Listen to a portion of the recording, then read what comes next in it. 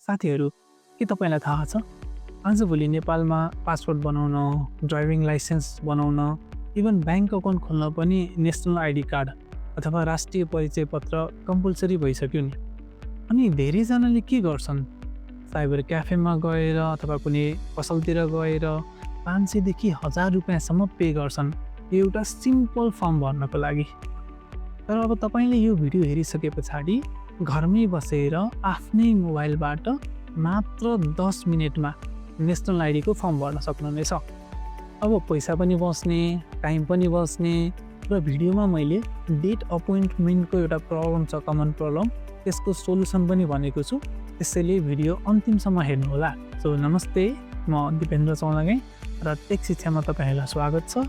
आउनुहोस् आजको भिडियो सुरु गरौँ।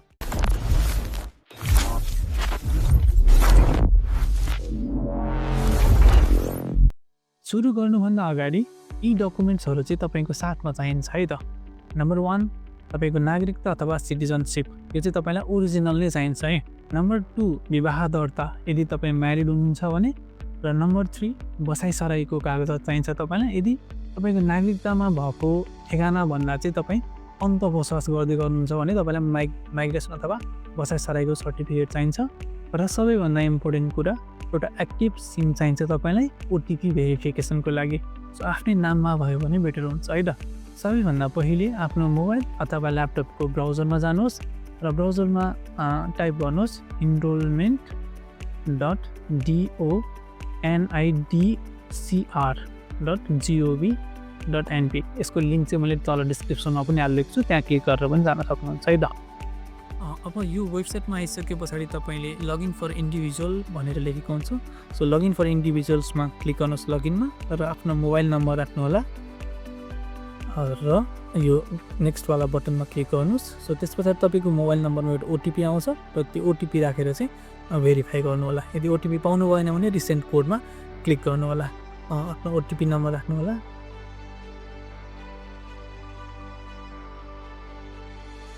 ओके, भेरिफाई गरिसके पछाडि यहाँ न्यू इनरोलमेन्ट भन्ने बटन हुन्छ। सो न्यू इनरोलमेन्टमा क्लिक गर्नुहोस्।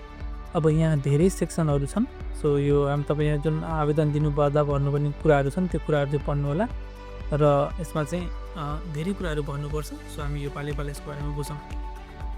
अब तपाईँले न्यू इनरोलमेन्टमा क्लिक गरिसके पछाडि चाहिँ तपाईँ यो फर्ममा आउनुहुन्छ। अब यसमा चाहिँ तपाईँले एप्लिकेन्ट डेटा, कन्ट्याक्ट डिटेल्स र फ्यामिली डिटेल्स चाहिँ मजाले भर्नुपर्ने हुन्छ।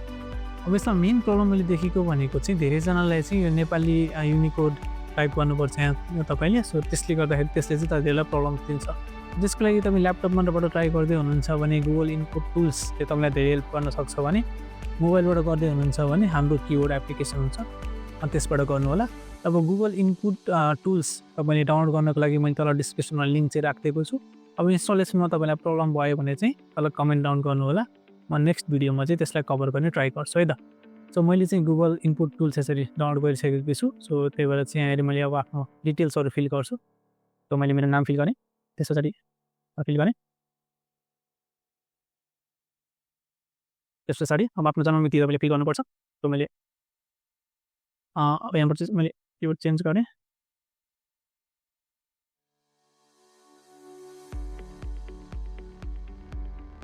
त्यसपछि आफ्नो डेटा चाहिँ सबै फिल गर्नु होला, राम्रोसँग हेरेर चाहिँ फिल गर्नु होला। नागरिकताको टाइप वंशजटी कुन हो, जारी जिल्ला कुन हो, त्यो नागरिकतामा लेखेको हुन्छ। सो राइट साइडमा चाहिँ तपाईँले इङ्ग्लिसमा फिल गर्नुहुन्छ, ठिक छ। सो मैले त्यही फिल गर्दैछु।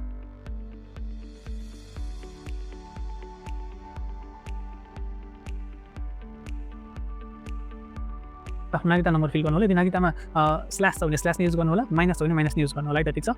सो मैले अब मेरो नागरिकता जुन हिसाबले छ त्यो हिसाबले एउटा मैले क्लिक गरेँ, ठिक छ। र जारी मिति चाहिँ तपाईँले आफ्नो नागरिकतामा जुन छ त्यही राख्नु होला। ल यति गरिसके पछाडि तपाईँको मेन एप्लिकेसनको डेटा भयो। त्यसपछि एडिसनल इन्फर्मेसनमा तपाईँले आफ्नो जेन्डर चुज गर्नु होला। त्यस पछाडि यदि तपाईँ म्यारिड हुनुहुन्छ भने यो चुज गर्नु होला, अनम्यारिड हुनुहुन्छ भने चाहिँ अविवाहित चुज गर्नु होला। त्यस पछाडि अब पैतृत्वको स्थिति भनेको नाउन छ कि ननाउन छन् आफ्नो बुबा बाजेको स्थितिको लागि यो चाहिँ नाउन नै राख्नुभएको हुन्छ। शैक्षिक योग्यता, जात जाति, व्यवसाय र धर्म चाहिँ कम्पलसरी छैन। यो चाहिँ तपाईँले राख्नुपर्छ भन्ने छैन, राख्नुभयो भने हुन्छ, नराख्नु हुन्छ, ठिक छ। सो यदि सबै कुरा गरिसके पछाडि सबै फिल गरेर त्यो तपाईँले भेरिफाई गरिसके पछाडि चाहिँ नेक्स्टमा क्लिक गर्नु होला। नेक्स्टमा क्लिक गरेपछि तपाईँले कन्ट्याक्ट डिटेल्स खोल्छ, त्यसमा आफ्नो कन्ट्याक्ट डिटेल्सहरू राख्नु होला। त्यो मोबाइल नम्बर र फोन नम्बर कम्पलसरी छैन, राख्नुभयो भने बेटर हुन्छ। आफ्नो बस्नु भएको जिल्ला पर्मानेन्ट एड्रेस र टेम्पोरेरी एड्रेस फरक हुन्छ। त्यही भएर पर्मानेन्ट एड्रेस भनेको तपाईँको नागरिकतामा भएको एड्रेस हो, टेम्पोरेरी भनेको तपाईँले बसोबास गर्ने एरियाको एड्रेस भयो, ठिक छ।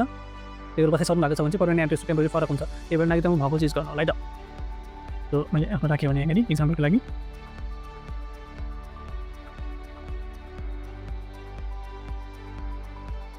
सबै तपाईँले गुगल इनपुट टुल्सबाट एड गर्न सक्नुहुन्छ।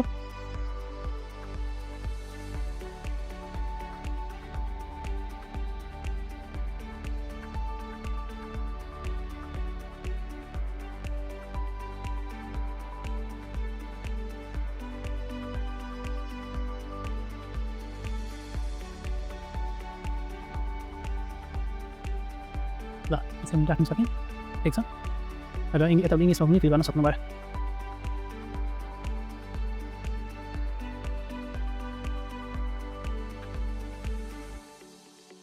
र अब यदि टेम्पोरेरी र पर्मानेन्ट एउटै एड्रेस छ भने चाहिँ तपाईँले copy permanent address to temporary address भन्न सक्नुभयो। त्यसपछि कपी हुन्छ, चेन्ज छ भने चाहिँ चेन्ज गर्नु होला, ठिक छ। यो त्यति गरेपछि तपाईँले नेक्स्टमा के गर्नुहुन्छ, नेक्स्टमा गइसकेको छ फादर्स फ्यामिलीको डिटेल्सहरू तपाईँले राख्नुहुन्छ।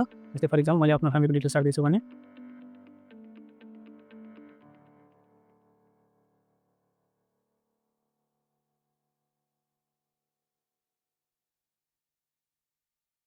त्यो चाहिँ इङ्ग्लिसमा राख्नु होला।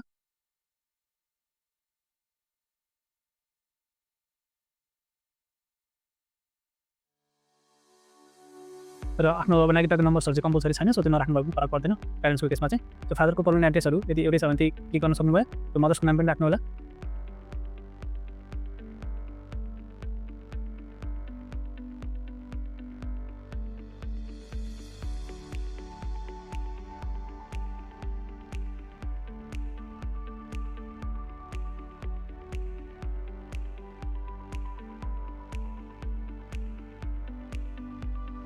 र त्यसरी मदर्सको पनि पर्मानेन्ट एड्रेस राख्नु होला। र ग्रान्डफादरको पनि तपाईँको डिटेल्स चाहिन्छ, ग्रान्डफादर ग्रान्डमदर त्यो उहाँहरूको डिटेल्सहरू पनि तपाईँको कम्प्लिट डिटेल्स चाहिन्छ है त। आफ्नो हजुरबा र हजुरआमाको डिटेल्स चाहिँ त्यो पनि फिल गरौँ।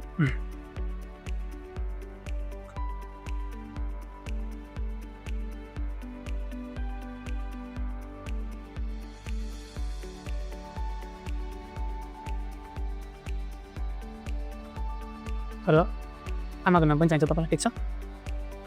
आमाको नाम पनि फिल गरौँ।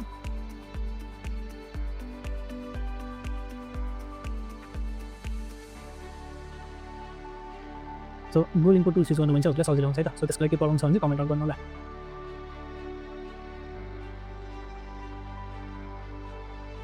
यसमा चाहिँ अब रिसर्चको खुलेको छैन, किनकि तपाईँको अब चाहिँ अनलाइन सिलेक्ट गरेर आउनुभएको भएको कारणले गर्दाखेरि चाहिँ आफ्नो पति अथवा पत्नीको डिटेल्स चाहिँ खुल्दैन, ठिक छ।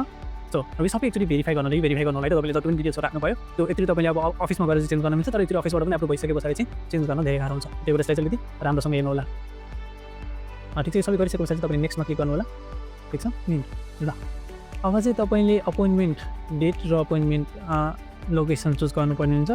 फर इक्जाम्पल मैले कुनै एउटा लोकेसन चुज गरेँ भने आफ्नो नजिकैको लोकेसन चुज गर्नु पाउनुभयो। लोकेसन चुज गर्नुभयो भने अब appointment date is the main issue.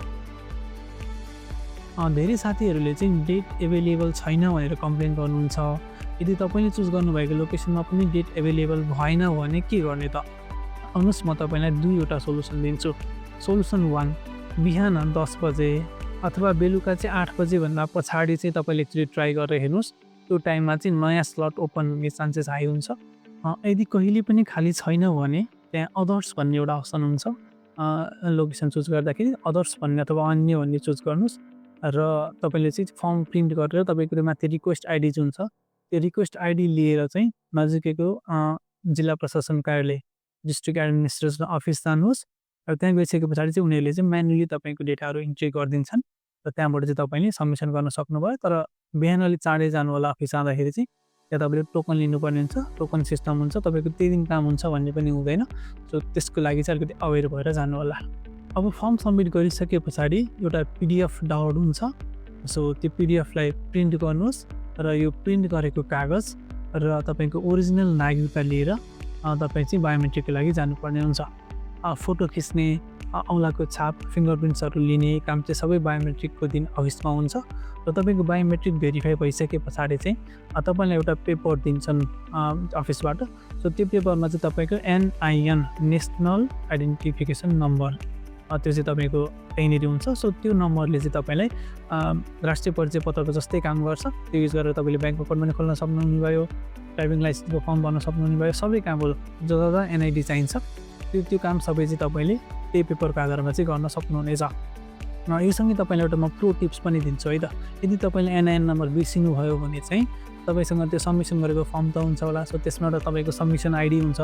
So त्यो सबमिसन आइडी चाहिँ तपाईँले मोबाइलको म्यासेज बक्समा गएर एन टाइप गरेर स्पेस दिएर तपाईँको सबमिसन जुन नम्बर छ त्यो सबमिसन नम्बरलाई चाहिँ 30001 30001मा चाहिँ म्यासेज पठाउनु भयो भने तपाईँको एनआइएन नम्बर चाहिँ तपाईँको म्यासेज बक्समा चाहिँ आउँछ।